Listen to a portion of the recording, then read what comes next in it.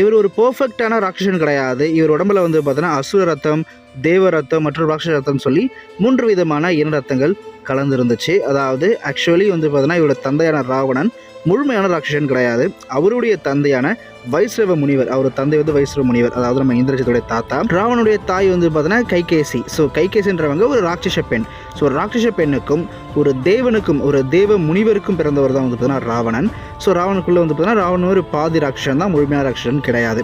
So அவருடைய மகன் தான் இந்திரஜித். அண்ட் இந்திரஜித்துடைய அம்மா இருக்காங்க இல்லையா மண்டோதரி, அவங்களுமே முழுமையான ஒரு அசுர பெண்ணோ ஒரு ராட்சச பெண்ணோ கிடையாது. அவங்களுடைய அம்மா, அதாவது மண்டோதரியுடைய அம்மா வந்து பார்த்தீங்கன்னா ஹேமா, அவங்க தேவலோக பெண். மண்டோதரிய அப்பா வந்து பார்த்தீங்கன்னா மாயாசுரன், அவர் வந்து ஒரு டீமன், ஒரு அசுரன். ஸோ அசுரனுக்கும் தேவலோக பெண்ணுக்கும் பிறந்தவங்க தான் நம்ம மண்டோதரி. ஸோ இவங்க 2 பேர், அதாவது பாதி அசுர பெண்ணாகவும் பாதி தேவலோக பெண்ணாக இருக்க மண்டோதரிக்கும், பாதி ராட்சனாகவும் பாதி தேவனாக இருக்கும் ராவணனுக்கும், இவங்களுக்கு பிறந்தவர் தான் இந்திரஜித்.